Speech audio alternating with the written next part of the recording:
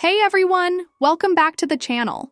So, Genshin just dropped a bombshell during their latest behind-the-scenes livestream, and I think a lot of us are still processing it. As we all knows, Snezhnaya is not the next major region. Yep, it's officially confirmed now. Instead, we're heading into a completely new territory called Nod-Krai. And honestly, it feels like a bit of a curveball. In this video, I want to break down everything we learned from the stream, highlight the most important takeaways, and share my honest thoughts on what this could mean for the game moving forward.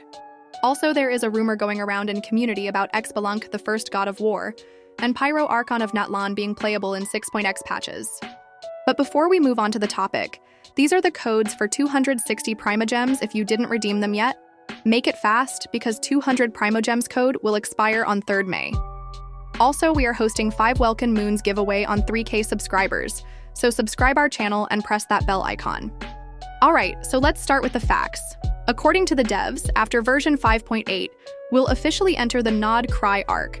This was confirmed via a gift code tied to September 10th, 2025, and it seems this new region, or storyline hub, is going to last a full year before we finally head to Snezhnaya. Yeah, I know. Not exactly what we expected. But here's the thing, the devs aren't calling Nod-Krai a traditional region. They made it clear they want to break the cycle we've all grown used to. You know the one. New region, new Archon, save the nation, move on. Instead, Nod-Krai is meant to be a convergence point where all elements meet, and where they'll finally start tying up loose ends in the story. What does that actually mean? Well, it's not 100% clear yet. But there's a lot of speculation this could include expanding on existing regions, maybe even adding long-awaited zones like Blackcliff Forge. Now, I personally thought that kind of grand lore convergence would happen in Khaenri'ah, but here we are. And honestly, I'm intrigued. So, what is Nod-Krai exactly? From what we know so far, it's not just another region with a single elemental focus. Instead, it's a melting pot of different ideologies, powers, and factions. And the developers dropped some major lore bombs during the stream. First off, Grandmaster Varka is finally stepping into the spotlight. He's set to become one of the central figures in Nod-Krai, and while he was teased in 5.6, it sounds like he's going to play a massive role in the upcoming story and welcome us in City of Nod-Krai. According to some theories, he already knows about us because of letters by acting Grandmaster Jean.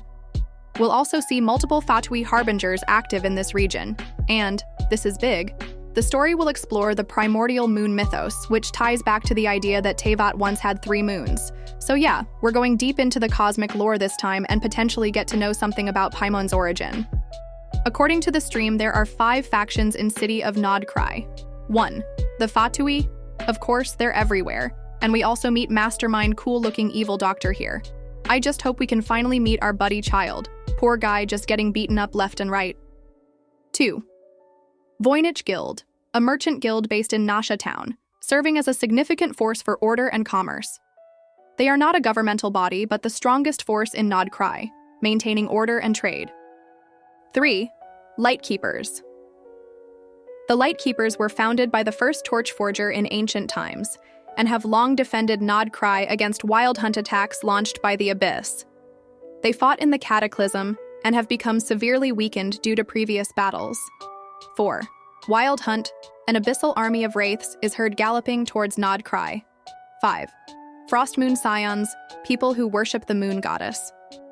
And no, Nod-Krai isn't strictly based on any one real-world culture like previous regions. But the devs did hint at Baltic Sea inspirations and even mentioned similarities to World of Warcraft's Howling Fjord, suggesting a Nordic Viking aesthetic. One really cool upcoming feature is that characters will start appearing in the world during exploration, something players have been asking for forever. It looks like they're trying to make the game feel more alive. But let's talk reactions. To be honest, my first reaction was disappointment. I, like many of you, assumed Snezhnaya was up next after Natlan wrapped up. They've been teasing Nod-Krai since version 5.3, but I thought it was just a side region. Turns out, it's the focus for the entire next year. And while it sucks that Snezhnaya is delayed, I do respect their decision to prioritize story quality and world building. Genshin is a live service game. They can't just finish the story and move on to Genshin Impact 2. People have invested years and money into this game. That's probably why Nod-Krai exists. It's a transition zone, a bridge to the final chapters like Snezhnaya and Kainria. Now, let's speculate. Who's going to be the big character draw for Nod-Krai? Is it Varka, a Harbinger, someone completely new, or someone old like FIRST PYRO ARCHON Xbalanque? Now let's first address elephant in the room. Is FIRST PYRO ARCHON Xbalanque really returning? Well, no. A few days ago, there was a post on Weibo by some random user, and according to them, there will be a new short mail character in 6 X patches, and his codes are similar to Xbalanque. First of all, that user didn't say new character is Xbalanque. They just said that codes are similar to him. And second, he is just a random user, so source not trusted at all. And even if there will be a new short mail character, it can be Mini Durin, if I remember correctly. There was a news few months ago that he'll be playable and have short mail character design.